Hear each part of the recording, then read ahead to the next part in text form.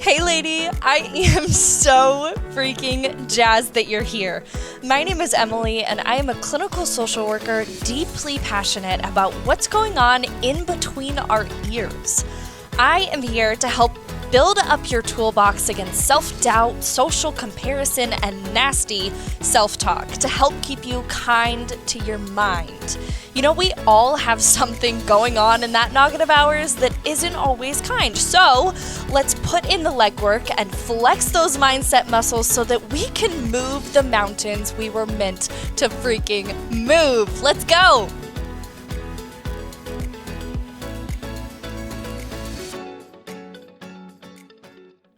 Hello, my dear. Welcome back to another episode of the Kind Mind Project. I am so excited that you're here today, but I also hope that you have your big girl pants on because I have a feeling that I'm going to call you out a little bit.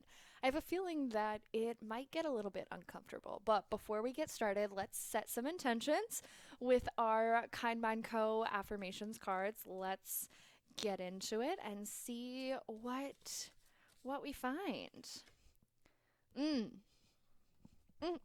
Good stuff. Good stuff. I release the fear that is preventing me from growing. Perfectly appropriate for our episode today and our conversation today. So, of course, if you have not gotten your hands on these, I hope that you do. Go ahead and follow the link in the description or hang out with me on Instagram and we can chat about getting you yours. But today I want to talk to you about your ego.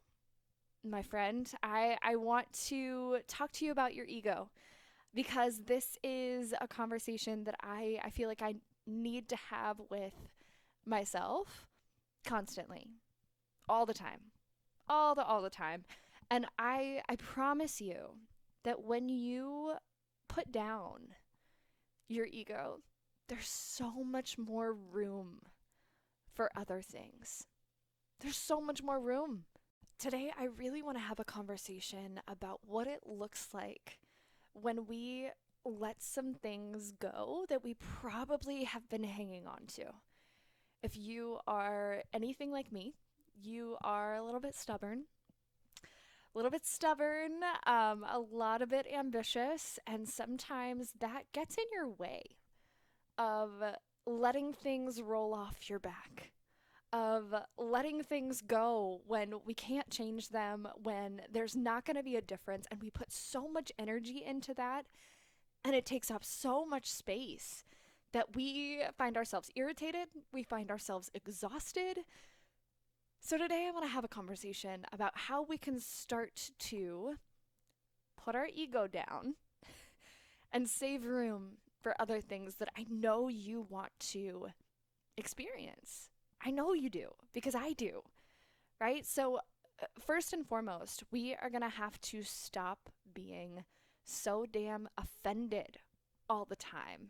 And if you have not heard our previous episode on refusing to be offended, I strongly encourage you to go and listen to that because I think it sets us up for today's conversation. And essentially, what we are saying here is I am going to stop being so damn offended because I know that other people's intentions are similar to my own.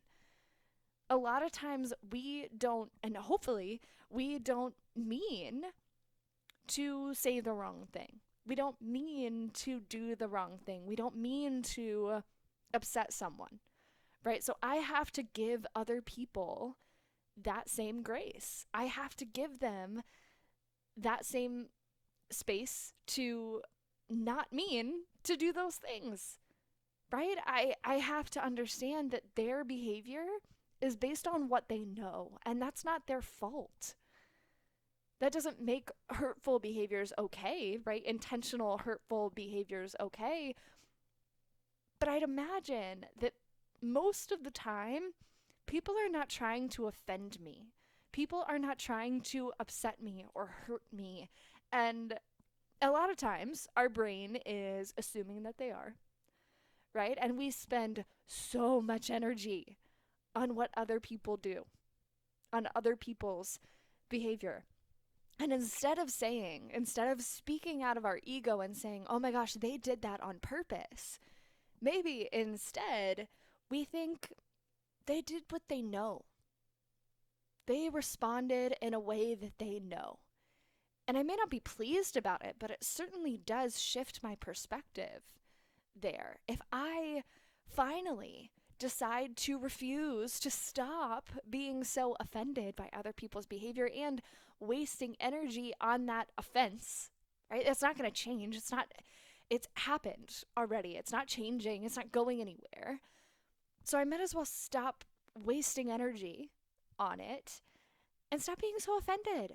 Stop thinking that other people are so out to get me and are doing things so intentionally, because odds are they're not. They're probably not. So, first of all, we need to stop being so damn offended. We also need to let go of our need to win. And this one is calling me out pretty hard. Maybe it's calling you out too. The need to win, especially when it comes to conversations with our loved ones, conversations in the workplace. We don't need to win all the time. It doesn't matter if we win or if we lose. What matters is that we get to a solution. What matters is that we end the conversation a little bit better than we started off, right? And our ego likes to tell us, no, I have to spend energy on this because I have to win. I have to be right. I have to win and be on top at the end of this conversation. That's your ego talking. That's your ego saying, hey, spend energy on this thing that you can't change. Spend energy on this thing that is not going to help you out at all. So what, you want a trophy? Like, you won the conversation, yay. But our ego likes to convince us that we need to pursue that. And we just don't. We just don't. Imagine how much more freeing it would be for you to say, you know what, I don't really care if I win or if I lose. That is not a measurement of how this goes. The measurement of how this goes is, are we in a better place than we were before? Can I put my ego down and get us to a better place than we were before? That sounds a hell of a lot more collaborative to me, whether it be with a loved one, whether it be in the workplace. That's a collaborative process, not my ego talking. And this next one really goes hand in hand. We have to let go of the thought of being right or wrong. We're going to be wrong. We are going to be wrong a million times over. And to be honest with you, it doesn't matter. It doesn't matter whether your initial thought or your initial statement was right or whether it was wrong. It doesn't matter. That's, again, your ego wanting to win. We have to let go of the idea of being superior, right? Or doing something better. That is your nasty comparison game. Having at it, essentially, right? If we are focusing so heavily on whether I'm right or wrong, whether I win or if I lose, whether I'm superior or I'm a freaking peasant, right? Like, if we are focusing so much on those things, we're not focusing on the work. We're not focusing on the outcome. We're not focusing on the quality of what we're producing, whether that be in our relationship, in our career, in our business, right? It doesn't matter. All of those things, when that is our focus, we are never going to be satisfied. Our ego is never going to be satisfied by that because it's never going to be consistently winning, consistently superior, consistently being right. Like, that's not how life works. That's not how life works. And we know this. But we have to catch those moments of our ego saying, oh my gosh, I'm so frustrated right now because I was wrong. I'm so frustrated right now because there's someone that's ahead of me. Right? And if you are an Enneagram 3, like I am, you probably struggle with this a little bit. You probably struggle with this a little bit, and comparison is probably not your friend, right? But we got to start letting go of some of these things and catching ourselves in the process. We're also going to have to let go of the idea of having more. That's our ego talking. Sometimes what we have right now in this moment is enough. Sometimes we don't need more. And I understand that as a podcaster who specifically talks about personal growth, right? And stepping into seasons of your life that you are wanting to experience and wanting to experience more out of life. I feel like it's also important for us to have a conversation about being content with where we are. That doesn't mean that we don't want to experience more. That doesn't mean that we are completely unhappy with what we have now, right? We can want more and be content with what we have. I think there's something to be said about having seasons of your life where you're not striving for more, where you have moments in your life where you're actually saying, you know what, ego, I'm okay. I want to enjoy this one. That's not to say that we don't enjoy striving in our personal growth journey. I don't mean that at all, but what I do mean is there are some seasons where it's okay to be okay with what you have. It's okay to look at things and, you know what, say, I don't need more. It's not a need. It's not out of desperation. It's not out of being unhappy, right? I think those are two very different conversations. Our ego may like to tell us that we don't have enough now. I firmly believe that I have all I need right now. And I know that there is so much to experience out of life, and I want to do that.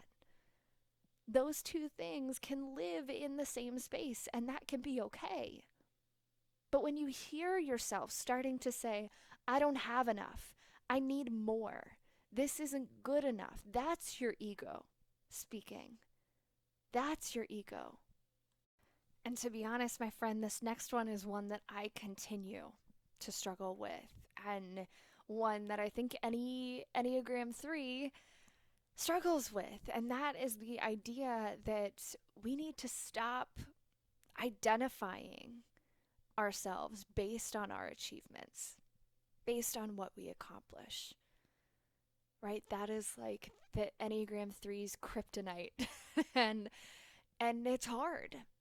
It's hard, especially when you are an ambitious woman that wants to reach milestones and do all the things, right? And it's hard for us to acknowledge, hey, I'm not those things.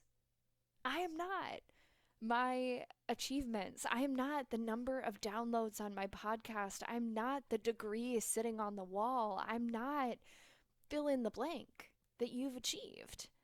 That's not who you are. That's not your core values. That is not what makes up yourself as a person. You've done those things. You've done those things. But if you find your ego saying, I am worthy when, I am good enough when I've done fill in the blank, when I have gotten my doctorate, when I have fill in the blank. It doesn't matter what the milestone is, whatever that is, if we are measuring our worth based on that, we need to put our ego down. We need to remind ourselves that, you know what, I am not my achievements. I've done those things, and that's really cool, right? But I am not those things. My worth as a being is not based in or measured by those things. It's our ego talking. We got to put it down. And lastly, we need to let go of our reputation. What even is that, right? What even is a reputation? It doesn't matter what other people think of you. They are never going to know you like you know you. Never.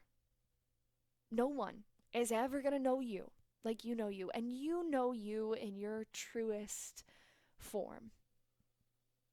So, what does your reputation matter? What does it matter what other people think of you, what that chick on Instagram thinks of you, what your coworkers think of you? You're trying to uphold a reputation, or are you trying to build a fulfilling and happy and healthy human? Two very different things, right? You can build a really fancy reputation and hate yourself. If we're being honest, you can build a really beautiful reputation and have this outward picture of what other people think of you, but at the end of the day, it's you with you, right? And your ego is going to want to tell you, well, no, you have to do this to uphold your reputation. You have to do this to make sure that people like you. Well, ego, I'm the only one left with me at the end of the day. I'm the only one that sees the truest, darkest, most authentic pieces of me. And that matters more. That matters more. So we're going to have to let go of our reputations. Our ego likes to trick us. It likes to have us spend all this energy that we probably don't have on things that we probably can't change. Right? So instead of letting our ego say, hey, they did that on purpose, maybe instead it's they did what they know. They did what they know. And I don't have to like it. I don't have to agree with it, but I also don't have to waste my energy on it. Instead of saying if it mattered to them, they would have done better. If it mattered to them, they would have called me back. Right? That's our ego talking. Instead, maybe we're saying, people's behavior is how they feel about themselves. And people have just as busy of lives as I do. Right? People are just as busy, just as preoccupied, just as overwhelmed as I am. So maybe it's not that their behavior is a reflection of me. Maybe it's that their behavior is a reflection of circumstance, of life, or of how they feel about themselves. Maybe it's not about me at all. And especially when we find ourselves saying, oh my gosh, this should be easier. This is a topic that we have talked about before. We've talked about recently. I'm pretty sure it was last week. We chatted about the idea that if we were in that spot now, we'd be doing ourselves a disservice. But also, that's our ego saying, oh my gosh, this should be easier. Life should be easier. And really what that does, that story that we're telling ourselves allows us to avoid stepping into our power, to avoid leveling up, to avoid doing the challenging things to get us to the next level. So sure, you can subscribe to the story of this should be easier, life should be easier, but know what you're signing yourself up for. Know that you're signing yourself up for the potential to never get to that place, to never get to that next level, to never get to that next milestone. That story is going to do exactly that. And what our ego likes to do is it likes to pull us into arguments. It likes to pull us into points of conflict. And that may be points of conflict with other people, that may be internal conflict. Right? But here's the thing. If we are going to commit to putting down our ego and having all of this room for energy to be spent elsewhere and all of this room for potential, we need to make a commitment that we're not going to argue about certain things. We need to make a commitment that we're not going to argue about certain things with other people, but we're also not going to allow ourselves to engage in that internal argument. And what do I mean by this? We are not going to argue over who's right and who's wrong, whether that be with other people or with yourself.